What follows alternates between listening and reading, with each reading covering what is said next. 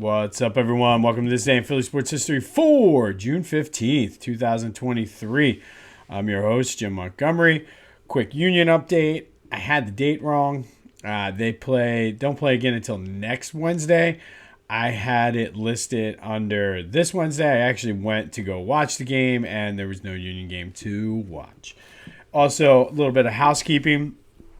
Still kind of unclear on the schedule of Back to the Future through the 4th of July, just with all of the things I have going on between golf outings, a wedding, trip to the beach. So trying to figure that out. However, there will be 2 episodes prior to the 4th of July. We'll take the 4th of July week off, and then we'll come out and hit the ground running in July. I'm working on something. I just don't know when it's going to be ready. I have the episode planned for the week of the 26th already ready to go. It's just a matter of that extra week in there. So while you're at it, if you want, the last episode we did was on William Cox, the former owner of the Phillies, who had his own gambling scandal back in the 40s. Be sure to check that out. Back to the Future with a PH. Leave a comment. Let me know what your thoughts are. Like and subscribe. All of those things help the algorithm out as we're trying to grow this. That's Back to the Future with a PH. Actually, do the same for this one too. Like, subscribe, tell a friend, leave a comment, leave a review. All of those things definitely help us out. I attended a Spotify podcasting class yesterday during my lunch break. And it was interesting. I did pick up a couple things, so be on the lookout for some new features that we're going to be trying to do with interaction as far as polls, Q&A, things like that. That's obviously for those of you who get it through Spotify. If you're not getting it through Spotify, if you go through Spotify, you'll be able to partake. If not, I am going to give everyone the option to leave me a comment or get in touch with me directly. It's going to be important for the next thing that I have in the works.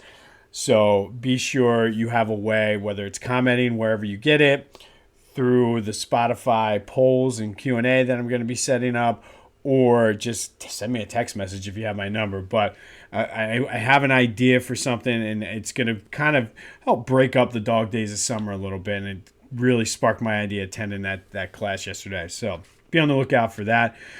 Not a lot of updates from the other teams. Nothing really big from the Eagles. Nothing really big from the Flyers. Nothing really big from the Sixers. I know the Flyers and Sixers are gearing up for the drafts and the offseason, which is coming up in a couple weeks. I guess the big Philly sports story yesterday was Elliott Shore-Parks said, the Nuggets didn't really have to play anyone. It shouldn't count as a championship, and was going in on Jokic and how Embiid's better. And, I mean, it is what it is. You can only play the teams in front of you. Not every final series or final game is going to be this epic, greatest series, greatest game ever. But I'm treading lightly here because of trying to grow this podcast. I may run in or need some of these people. But this dude's a clown, and I don't want to go too far in on him, but it works for him because here I am talking about it. It was a national story. So whether or not he believes that, he's got people talking about it.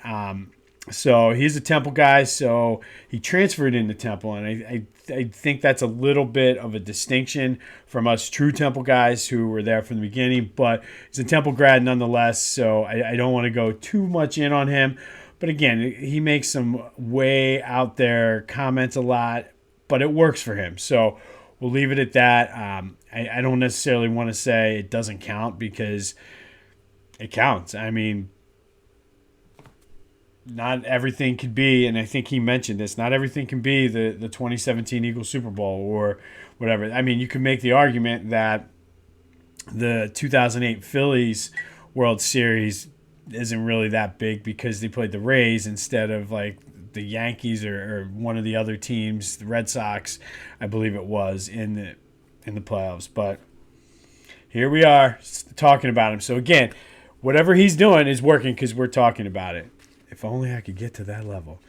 All right, Phillies though, they're back at 500, and they won 4-3 in 10 innings. I was in bed. I mean, the West Coast swings are just killer for me.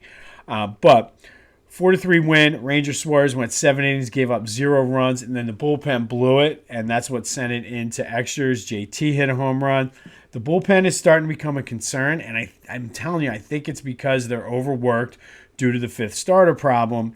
And they have a bullpen game coming up on Saturday in Oakland, who Oakland all of a sudden is playing lights out after being terrible. So it's something that I think they need to address, and they need to address it soon. Whether or not that's calling somebody up from Reading or Lehigh Valley, whether it's scanning the waiver wires, I mean, they just need someone. And, I mean, if you think back, and I don't know why I always go back to this, but in 93, Big Ben Rivera was the Phillies' fifth starter. And he gave up his ERA was high, but he 8 innings. And for whatever reason, they gave him a shit ton of run support, if I remember correctly. So, like, he had a decent record. And that's what they need. I mean, the offense, the way it's clicking right now, it's going, but they need a major league starter. They can't keep piecing together with the bullpen, because now you're having your starters going 6-7 quality innings, and your bullpen's not able to close it down for.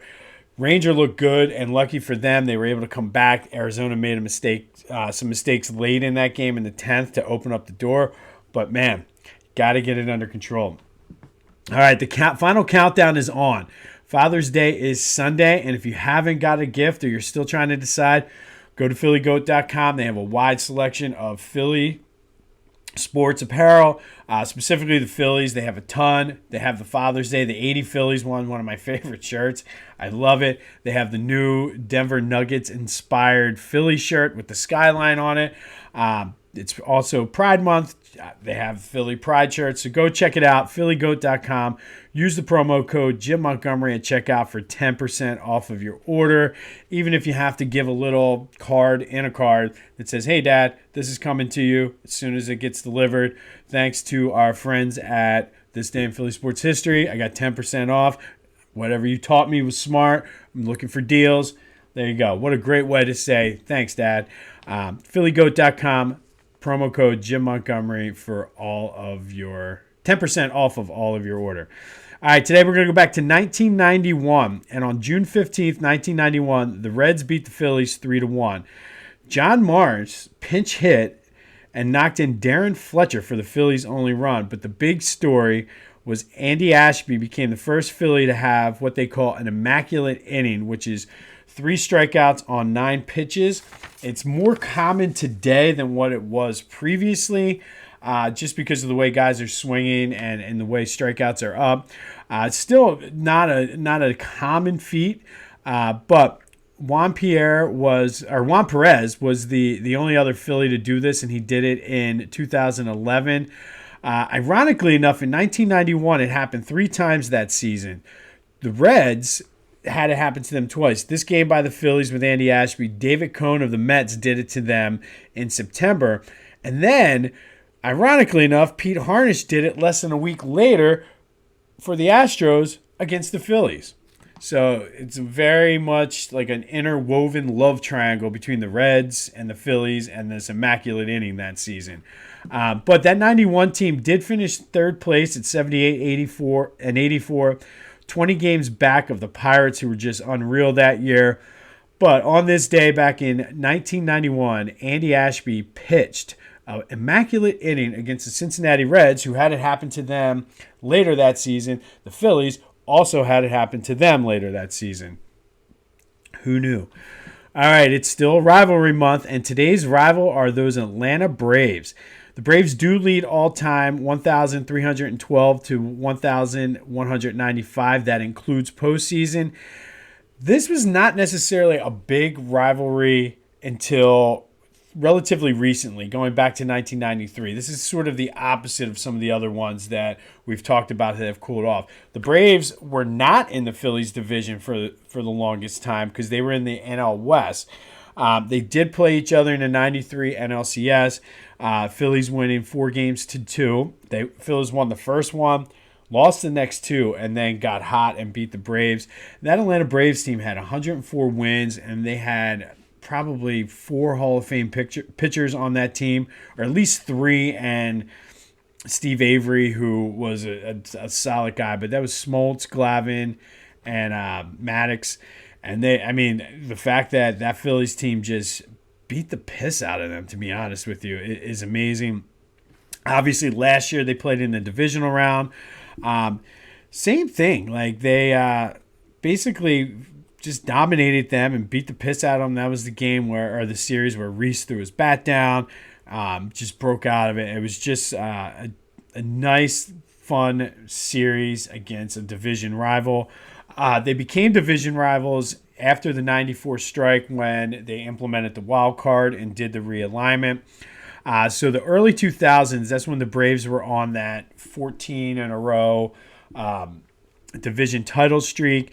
Seemed like we were always chasing the Braves. Like, even for the wild card, it's like we're a couple games out of the wild card, but the Braves were just running away with the division every year. And I think that is really what sort of cements this rivalry. Is they're the team to beat. It's almost very similar to like the Eagles Cowboys, where the Braves are like the Cowboys. If you're talking division rivals, then the Mets are kind of more like the Giants. They're more evenly matched, I guess. And I know Giants fans are going to get pissed off by me saying that, but who cares? But the Braves are like the Cowboys of the division, especially even recently. They're the team that has been winning the division. So if I had to grade this rivalry, I'm going to give it a 4 out of 5. But it's growing. It's on the rise. And you'll see once we finally do get to the Cowboys where this scores. But on a scale of 1 to 5, I give the Phillies-Braves rivalry a 4. It's not quite the hatred that we have for the Mets. However, it's getting there. And again, it's a relatively more recent rivalry since 1993. It's really kicked off, and now they're division rivals. So they're getting there. They're just, on my hate meter, they're just not quite at the Mets level, but God damn it, they're close. So today's rival is the Braves. I can't wait for them to have a choke like how the Mets did, so we can finally kind of get that banter and everything going back and forth. The good thing is they might be winning the divisions, but when we meet them in the postseason, the Phillies win. So we'll take that. On this day in 1991, Andy Ashby pitched an immaculate inning for the Phillies versus the Reds. Phils are 500. Let's keep it rolling today. Let's see if we can win that series. We're guaranteed at least a tie now. Let's see if we can win that series against Arizona this afternoon. Be sure to check out Philly Goat for Father's Day. It's not too late. I'm Jim Montgomery. Go have yourselves a Thursday. And until next time, I'll see you when I see you.